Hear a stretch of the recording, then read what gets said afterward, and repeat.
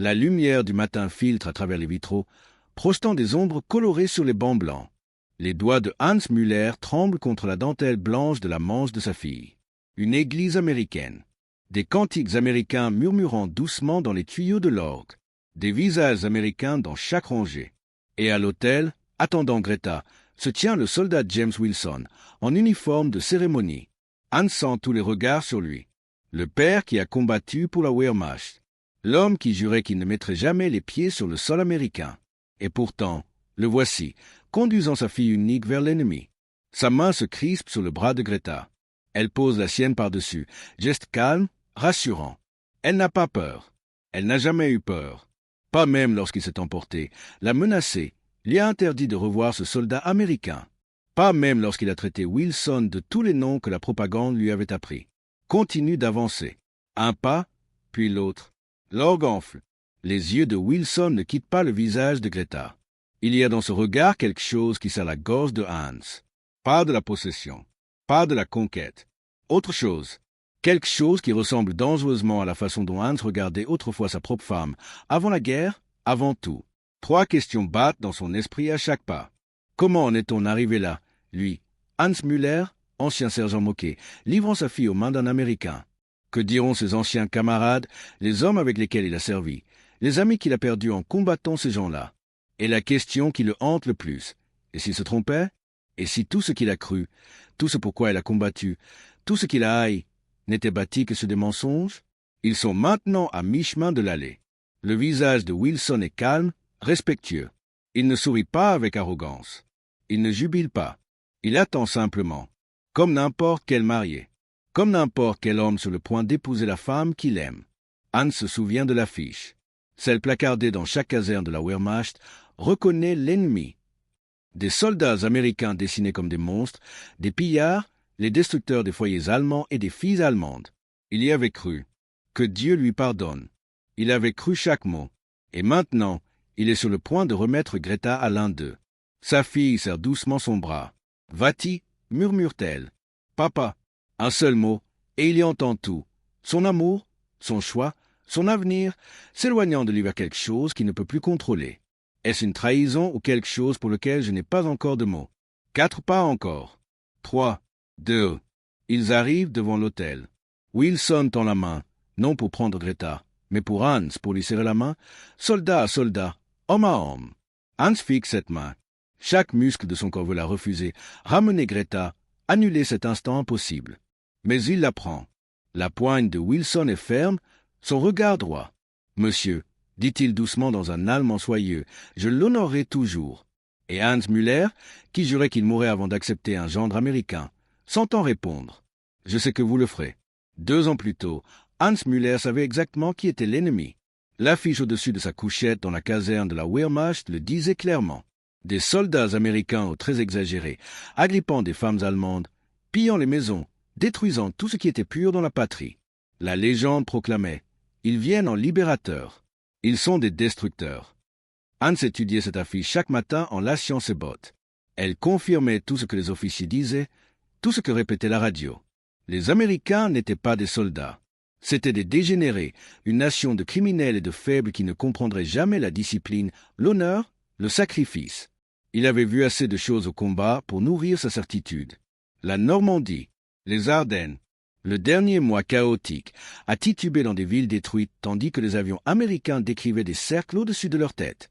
Hans combattit jusqu'en avril 1945, jusqu'à ce qu'un éclat d'obus lui traverse le mollet gauche et qu'il ne puisse plus courir. 6 mois dans un camp de prisonniers britanniques en Belgique, puis le rapatriement à Hambourg fin 1945. Il rentra dans une ville en ruine. Son immeuble n'existait plus. Sa femme Anna et sa fille Greta avaient survécu dans une cave, vivant de pelures de pommes de terre et de prières. Greta avait 14 ans, maigre comme un fil, avec le menton déterminé de sa mère et l'orgueil têtu de son père. « Nous avons survécu » lui dit Anna ce premier soir. Et il entendit l'accusation sous le soulagement. C'était cet homme-là qui, un jour, conduirait Greta à l'hôtel pour épouser un Américain. Mais avant cela, il lui fallait survivre aux ruines de Hambourg et à la haine qui brûlait dans sa poitrine. Hans trouva du travail à déblayer les gravats, à reconstruire ce que les bombes avaient détruit. Hambourg en 1946 était une ville fantôme. Les Américains contrôlaient leur secteur, les Britanniques les autres. Partout des uniformes propres, des ventres pleins, des rires insouciants. Hans les haïssait d'une haine claire, presque réconfortante dans les nuits froides. Pas à cause des combats, il était soldat, il comprenait la guerre, mais parce qu'ils incarnaient la destruction de tout ce qu'il avait essayé de défendre. Chaque Jeep américaine était un rappel d'humiliation. Chaque soldat américain la preuve que ses sacrifices n'avaient servi à rien. La propagande ne s'était pas trompée, se disait-il. Regarde comme il parade dans nos rues. À table, il interdisait à Greta ne serait-ce que de regarder les soldats d'occupation. Ce sont des animaux, disait-il. Ils n'ont aucun honneur. Ils prennent ce qu'ils veulent et repartent. Greta hochait la tête, mais Anna le regardait avec quelque chose d'indéchiffrable. De la pitié, peut-être, ou de l'épuisement. Hans n'avait pas peur des balles américaines. Il les avait affrontées. Il avait peur de ce qui arriverait lorsque la génération de sa fille regarderait les soldats américains et n'y verrait plus des ennemis, mais simplement des hommes. Cette peur devint réalité au printemps 1948. Greta avait 17 ans. Elle travaillait comme traductrice pour l'administration britannique. Elle avait toujours eu un don pour les langues. Elle avait appris l'anglais avant la guerre, l'avait pratiqué en secret pendant celle-ci. Un soir d'avril, elle rentra tard. Hans faisait les 100 pas près de la fenêtre. « Où étais-tu »« Va-t-y, il faut que je te dise quelque chose. » Quelque chose dans sa voix lui serra l'estomac. Anna apparut dans l'embrasure de la porte. Greta se tint droite, les épaules en arrière, son petit soldat. « Je vois quelqu'un. Un soldat américain. Il s'appelle James Wilson. Il est simple soldat dans le parc automobile. Américain. » Ce mot frappa comme du fer. « Non, coupa Hans. Écoute-moi. Va-t-y, écoute-moi. Toi ?» Hans s'agrippa au bord de la table. « Absolument pas. Je l'interdis. Tu ne peux pas m'interdire. Tu ne le reverras plus. Tu m'entends? C'est un homme bien. C'est l'ennemi. » Les mots restèrent suspendus dans le petit appartement. Anna s'avança, la main levée pour apaiser. Mais Greta n'avait pas fini. « La guerre est terminée? Va-t-y. »« La guerre n'est jamais terminée, » répondit Hans avec dureté. « Pas tant qu'ils occupent nos rues. » Il s'arrêta. « Haletant. Tu ne sais pas ce qu'ils sont vraiment. Que as-tu vu faire? Toi, va-t-y? Vraiment? » L'esprit de Hans se remplit d'images de Belgique, du camp de prisonniers. Des gardes surtout britanniques, mais aussi des Américains. Il lui avait donné à manger, soigné sa jambe, traité correctement. Rien de ce que promettaient les affiches. Mais cela ne comptait pas. C'était différent. « Je les ai combattus, dit-il enfin. J'ai perdu des amis à cause d'eux. Et tu voudrais que j'en accueille un dans notre maison? Je veux juste que tu le rencontres une seule fois, dit Greta. Puis tu décideras. J'ai déjà décidé. » La voix d'Anna trancha l'air. « Hans, laisse-la parler. » Il se tourna vers sa femme, trahi, mais le visage d'Anna resta ferme. Greta poursuivit, plus doucement. « Il vient de l'Iowa. Il a été incorporé. Il ne voulait pas venir ici plus que vous ne vouliez qu'il vienne. Il répare des camions. Il lit des livres. » Elle s'interrompit un instant. « Il m'a demandé une fois ce qu'était la guerre, ce que ça avait été pour nous. Je lui ai parlé du bombardement. Il a pleuré? Va-t-y. Il a réellement pleuré pour ce que nous avons traversé. De la manipulation, dit Hans. C'est ce qu'il faut. Et après? » Les yeux de Greta flamboyèrent. « Ensuite, il me traite avec respect. Ensuite, il apporte de la nourriture pour maman. Ensuite, il apprend des mots allemands pour pouvoir te saluer correctement. Tu lui as parlé de moi? Bien sûr que oui. Je l'aime. » Ces mots furent comme un coup de marteau. Hans s'assit lentement. Anna se plaça à côté de lui, posa sa main sur son épaule. Il sentait le regard de Greta posé sur lui, dans l'attente. Je l'aime. Sa fille, sa petite Greta, qui autrefois s'asseyait sur ses genoux avant la guerre, qui lui faisait entièrement confiance, qui croyait tout ce qu'il lui disait sur l'honneur et le devoir. Maintenant, elle aimait un Américain. Je n'accepte pas cela, dit-il à voix basse. Je ne peux pas. Greta s'agenouilla devant lui et prit ses mains. Sa voix était calme, adulte, assurée. Tu as un choix, va-t-y. Tu peux le voir comme l'ennemi, le monstre sur tes affiches, le destructeur de ta propagande, ou bien comme un homme bon qui aime ta fille. Mais tu dois choisir, car moi, je vais continuer à le voir. Et un jour, s'il me le demande, je l'épouserai. Elle se leva. Je te laisserai du temps, mais pas pour toujours. Puis elle quitta la pièce. Hans resta là, la main d'Anna toujours posée sur son épaule, écrasée par le poids de choix impossible. Dehors, une Jeep américaine passa en grondant. Autrefois, ce bruit le remplissait de rage. À présent, il ne lui donnait plus qu'un sentiment de vieillesse. 3 jours plus tard, Hans attendait à l'angle de la rue Monkberg et observait des soldats américains rire devant un café. Il avait accepté de rencontrer l'ami de Greta, non parce qu'il avait changé d'avis, mais parce qu'il voulait voir cet ennemi de près, comprendre quel tour on lui jouait. Ensuite, il lui expliquerait pourquoi cela ne pourrait jamais fonctionner. Greta arriva à 14 heures précises. Elle avait toujours été ponctuelle. À ses côtés marchait le soldat James Wilson.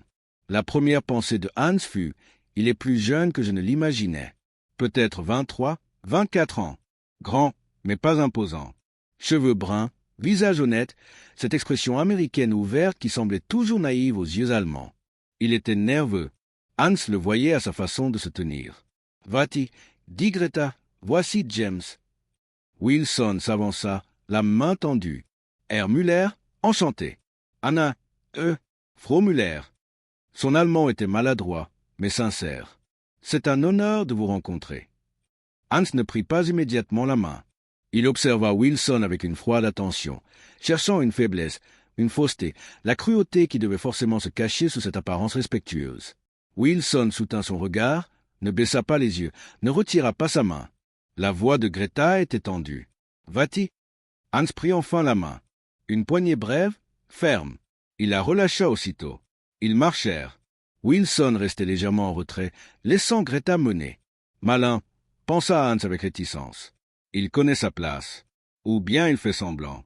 Après 20 minutes, ils s'arrêtèrent dans un petit parc. Greta s'excusa, prétextant aller chercher de l'eau à une fontaine toute proche.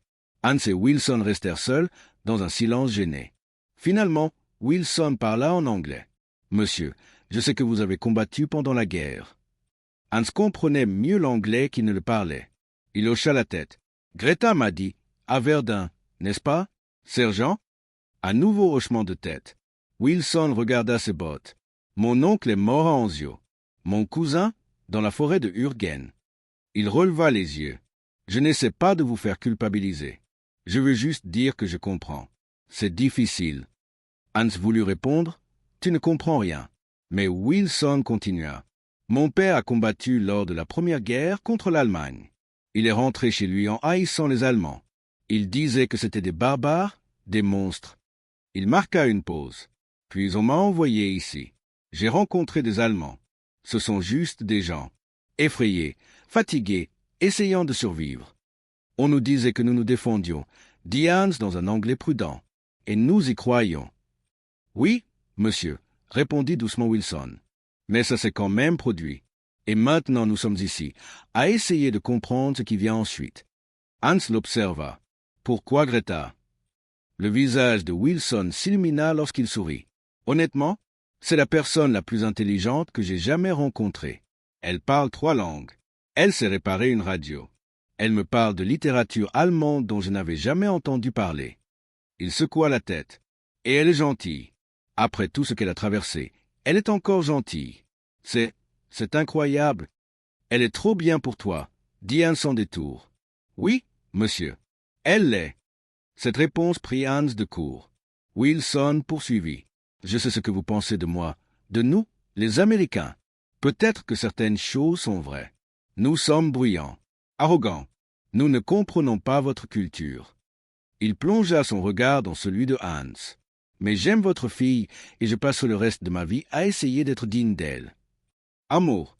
Hans prononça ce mot comme s'il était étranger. « Tu la connais depuis 3 mois et tu parles d'amour. » 3 mois et 12 jours, corrigea Wilson. « Et oui, je sais que c'est rapide.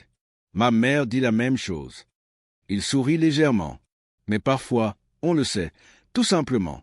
Peut-être que vous comprenez cela. » Hans se souvint de sa rencontre avec Anna avant la Première Guerre, quand il avait 19 ans et elle 17. Il avait su au bout de 3 semaines. C'était différent, se dit-il. Allemand avec Allemande. Mais ce souvenir fissura sa certitude. Greta revint. Au moment de se séparer, Wilson serra de nouveau la main de Hans. « Merci de m'avoir rencontré, monsieur. Je sais que ce n'était pas facile. » Hans grogna. Ni accord, ni acceptation, seulement un acquiescement. Au fil de 6 semaines, Hans se retrouva malgré lui à avoir des conversations avec James Wilson. Ils parlèrent d'agriculture. La famille de Wilson cultivait du maïs et du soja, celle de Hans du blé et de l'orge. De camions, Wilson s'y connaissait en moteur. De la guerre, prudemment, chacun évitant les blessures ouvertes. Ils ne devinrent pas amis.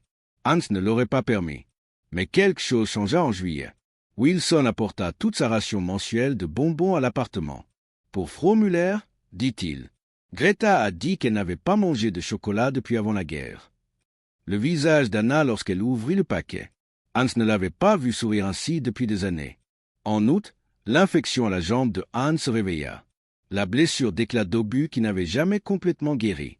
Greta en parla à Wilson, qui se présenta le lendemain avec du matériel médical américain, des antibiotiques, de vrais bandages, de l'antiseptique. Marché noir, admis-il, mais propre, je vous le promets.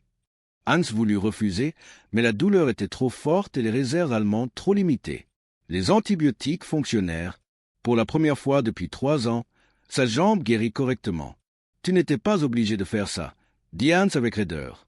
Wilson haussa les épaules. Vous êtes le père de Greta. Bien sûr que je devais le faire. En septembre, Wilson demanda la permission de faire sa demande en mariage. Ils étaient seuls, marchant le long de l'Elbe. Wilson, nerveux, les mains dans les poches, les mots se bousculant dans un mélange d'allemand et d'anglais. Je sais que vous ne m'avez pas accepté. Je sais que peut-être vous ne m'accepterez jamais. Mais je vous le demande quand même, parce que c'est juste, parce que vous êtes son père. Il s'arrêta et fit face à Hans. Puis-je avoir votre permission de demander Greta en mariage? La réponse immédiate de Hans monta d'un coup. Non, jamais, absolument pas. Mais il pensa au sourire d'Anna devant le chocolat, à sa jambe enfin guérie, à la façon dont Greta s'illuminait chaque fois que Wilson entrait dans une pièce, et au fait que, malgré tout, Wilson les avait toujours traités avec un respect irréprochable. Si elle dit oui, s'entendit dire Hans, où irez-vous? En Iowa, finalement, quand mon service prendra fin. Wilson avala sa salive. J'aimerais qu'elle rencontre ma famille. Ils l'aimeront. L'Iowa, répéta Hans. L'Amérique. Sa fille en Amérique. Autant dire la Lune. Je prendrai soin d'elle, monsieur. Je le jure sur tout ce que j'ai. Hans regarda ce jeune Américain, car c'était un garçon. En réalité, il chercha le monstre des affiches. Le destructeur. L'ennemi. Il vit un jeune homme nerveux demandant la permission d'épouser la femme qu'il aimait. Quand cela s'est-il produit? Quand a-t-il cessé d'être l'ennemi pour devenir simplement James? Elle est tout ce que j'ai, dit Hans doucement en allemand, puis en anglais. Si tu lui fais du mal, je ne le ferai pas, monsieur. Je vous le promets. Hans hocha une fois la tête. Ce n'était pas une approbation. Pas tout à fait. Mais ce n'était plus un refus non plus. Merci, souffla Wilson. Merci, monsieur. Ne me remercie pas encore, l'interrompit Hans. Elle n'a pas encore dit oui. Mais Wilson souriait déjà. Elle dira oui. Et il avait raison. Greta dit oui. Ce soir-là, elle rentra à la maison en larmes avec une simple bague. Rien de luxueux, seulement ce que Wilson pouvait s'offrir. Elle se jeta dans les bras de son père. « Dis que tu es heureux pour moi, va-t'y. S'il te plaît, dis-le. » Hans serra sa fille contre lui. Par-dessus son épaule, Anna les observait, les yeux embués. « Je le suis. » Hans se débattait avec les mots. « Heureux? Non, pas encore. Toujours inquiet. Mais autre chose aussi, quelque chose de nouveau. J'essaie, mon enfant. J'essaie. » Greta se recula, scruta son visage. C'est suffisant pour l'instant. C'est suffisant. Les fiançailles changèrent tout et rien. Hans se crispa toujours au passage des soldats américains. Il maugréait encore contre l'occupation. Il faisait encore des cauchemars.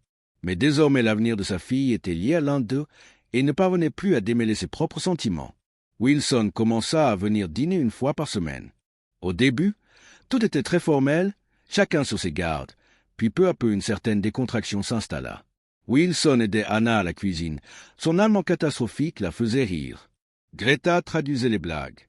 Hans corrigeait la grammaire de Wilson, puis réalisa qu'il était en train d'enseigner au lieu de simplement tolérer.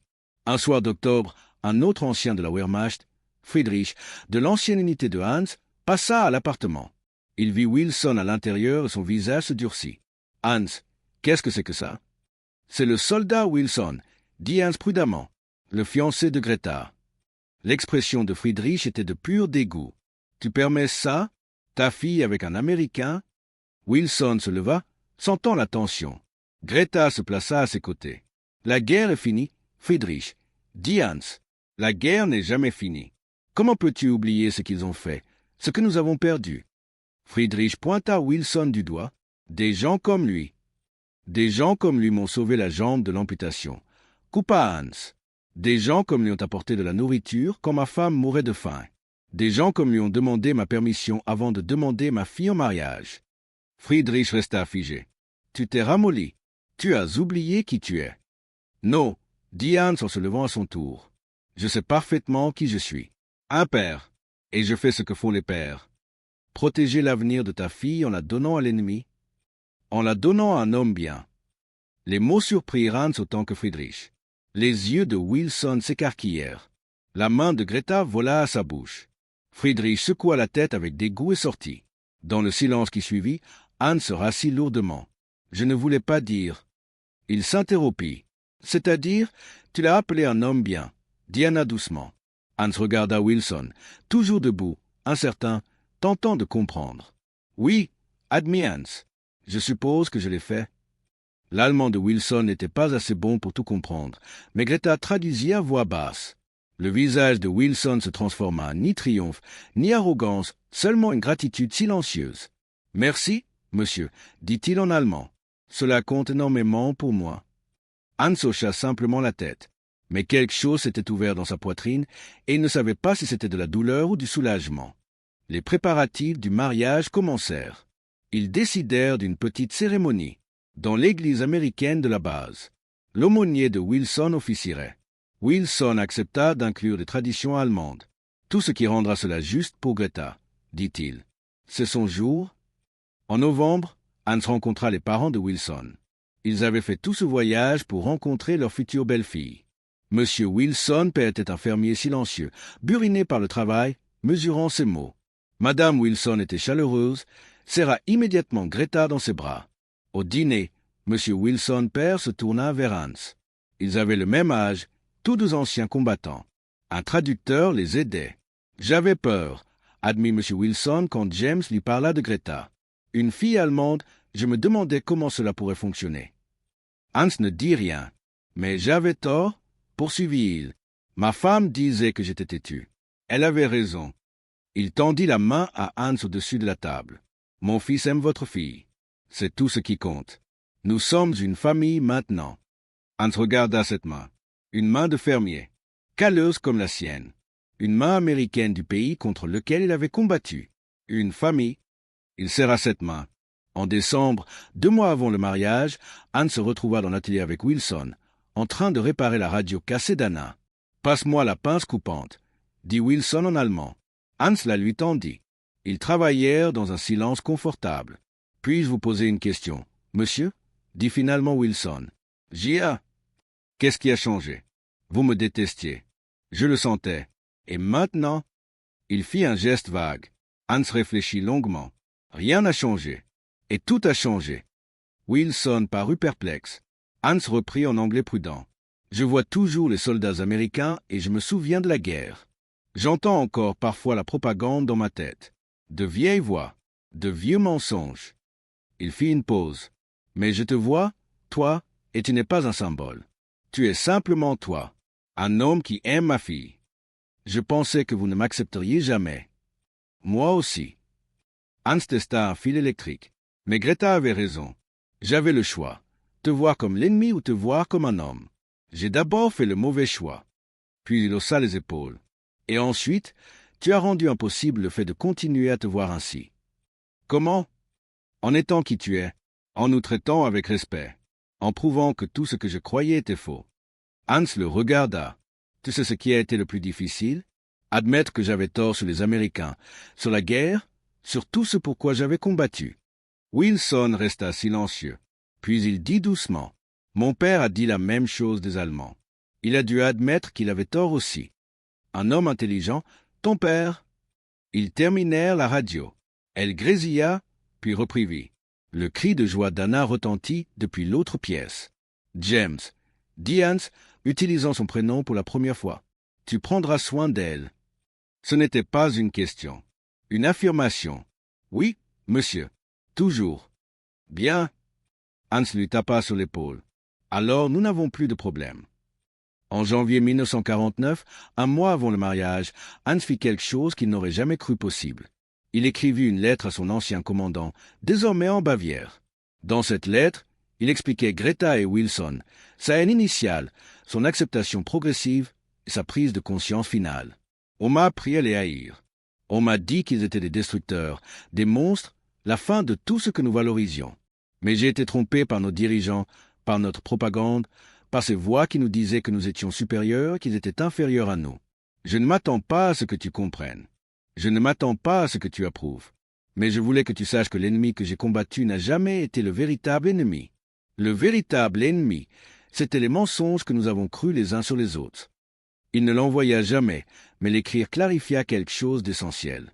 La semaine précédant le mariage, Greta lui demanda de l'accompagner jusqu'à l'hôtel. « Bien sûr », répondit Hans, surpris qu'elle ait même posé la question. « Dans une église américaine, va-t-il, avec des coutumes américaines, des Américains qui regardent. »« Je sais. »« Tu es sûr ?» Hans regarda sa fille, si semblable à Anna, si semblable à lui-même, forte, obstinée, sûre de sa voix. « Je suis sûr, dit-il. Où d'autre serais-je ?» Le jour du mariage arriva, froid et lumineux. Février 1949. 4 ans depuis la capitulation de l'Allemagne. 3 ans depuis le retour de Hans de Belgique.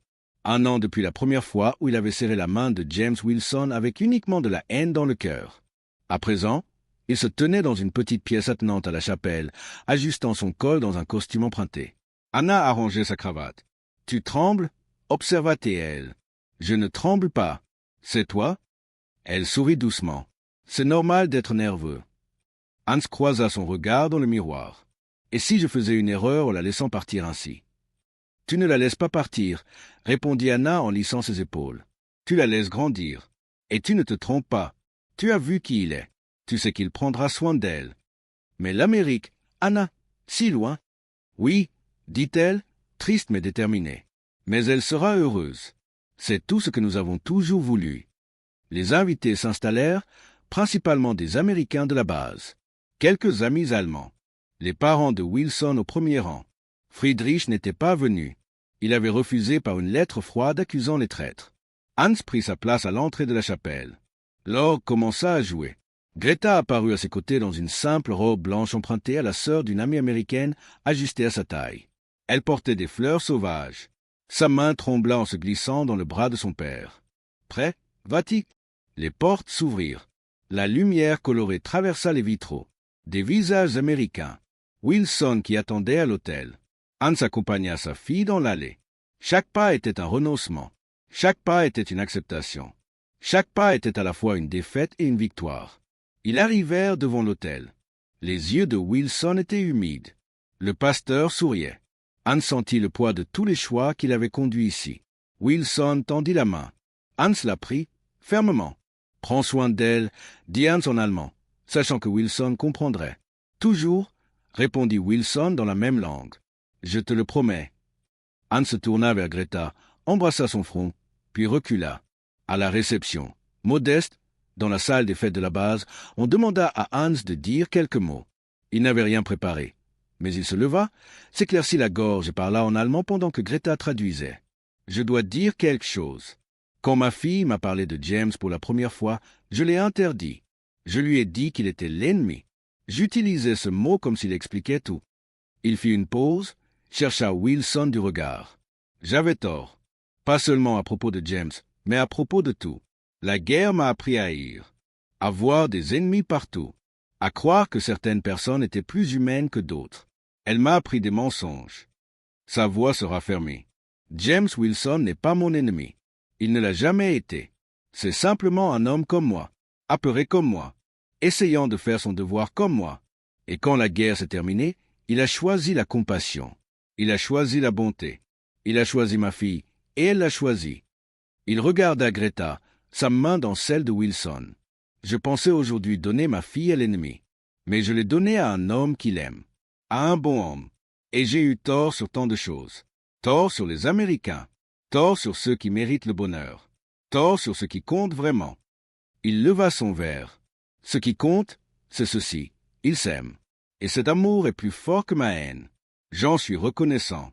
Je remercie James de m'avoir appris que la guerre peut vraiment finir, si nous le voulons. Un silence tomba dans la salle. Puis les applaudissements commencèrent, timides d'abord, puis sincères. Wilson s'approcha de lui et l'enlaça. Hans se raidit un instant, puis se détendit. « Merci, » murmura Wilson. « Pour tout ?» Hans acquiesça simplement, incapable de parler. Les Wilson s'installèrent en Iowa en 1950, lorsque le service de James prit fin. Hans et Anna leur rendirent visite en 1952, puis de nouveau en 1955, à la naissance de leur premier petit enfant. Marchant dans les champs de maïs américains, assis sur un porche américain, Hans avait l'impression de se trouver sur une autre planète. Mais il fut accueilli, nourri, traité comme un membre de la famille. Lors de cette visite, M. Wilson Senior l'emmena à l'écart. « Vous avez élevé une sacrée fille, » dit-il par l'intermédiaire de Greta. « Et vous avez élevé un bon fils, » répondit Hans. Ils se serrèrent la main. Deux vieux vétérans, anciens ennemis, désormais une famille. Hans ne fit jamais totalement la paix avec la défaite de l'Allemagne. Il continua d'avoir des cauchemars sur ses amis tombés au combat. Il ne pardonna jamais complètement aux hommes qui lui avaient menti sur le sens de la guerre. Mais il fit la paix avec une chose, le bonheur de sa fille. En 1964, Hans mourut d'une crise cardiaque. Il avait 62 ans. À son enterrement, Wilson lut une lettre que Hans lui avait écrite des années plus tôt, une lettre que Greta n'avait jamais su exister. « Cher James, je t'écris en anglais, même si tu sais que mon anglais est mauvais. Je veux que tu la lises dans ta langue, pas dans la mienne. Quand tu as demandé Greta en mariage, je t'ai haï. Non pour ce que tu étais, mais pour ce que tu représentais, la fin de mon monde, la défaite de tout ce que je croyais. Tu m'as prouvé que j'avais tort simplement en étant toi-même. Pas par de grands discours ni des gestes spectaculaires, mais en étant un homme bon, gentil avec ma femme, respectueux avec moi, aimant avec ma fille. Cela fut plus puissant que n'importe quel argument. Je ne sais pas si tu comprends ce que cela m'a coûté de conduire Greta jusqu'à l'hôtel. Cela signifiait admettre que j'avais tort sur tout. Mais cela signifiait aussi sauver ma fille de ma propre amertume. C'était le bon choix. Tu es mon fils maintenant. Non par le sang, mais par le choix. Mon choix. Prends soin de ma Greta. Aime-la comme je l'aurais fait. Et apprends à tes enfants que les ennemis ne sont des ennemis que jusqu'au jour où l'on choisit de les voir comme des êtres humains. Ton beau-père, Hans Miller. Greta plaira durant toute la lecture. La voix de Wilson se brisa à 2 reprises. Après l'enterrement, Greta trouva les affaires de son père, y compris la lettre jamais envoyée à son ancien commandant. Elle la lut, puis la montra à Wilson. « Il a changé, » dit-elle doucement. « Il a vraiment changé. »« Non, » corrigea Wilson avec tendresse. « Il est devenu celui qu'il aurait toujours pu être si la guerre ne lui avait pas appris à être quelqu'un d'autre. » Greta conserva les 2 lettres. Des années plus tard, elle les montra à ses enfants, 3 enfants élevés en Iowa, portant des prénoms allemands et un accent américain, qui connaissaient l'Européen Hans à travers les histoires de sa transformation. « Votre grand-père détestait les Américains, » leur disait-elle, jusqu'à ce qu'il en rencontre un qui lui prouve qu'il avait tort. C'est la chose la plus importante qu'il m'ait jamais apprise. La haine n'est que de la peur avec une mauvaise fin. L'amour, c'est ce qui arrive quand on choisit une autre fin. La photo du mariage resta sur la cheminée de Greta jusqu'à sa mort, en 2003. Hans dans son costume emprunté, l'air sévère mais présent. Wilson, jeune et plein d'espoir. Greta, radieuse entre eux. 3 personnes qui auraient dû être ennemies, choisissant plutôt d'être une famille. La guerre prit vraiment fin ce jour-là, dans la chapelle américaine. Non pas parce que les combats cessèrent, cela était arrivé des années plus tôt, mais parce qu'un père allemand décida que l'amour de sa fille comptait plus que sa haine. Et parfois, dans un monde brisé, voilà à quoi ressemble la victoire. Merci d'avoir regardé. J'espère que ce voyage dans l'histoire a apporté quelque chose de précieux à votre journée. Restez connectés pour la suite.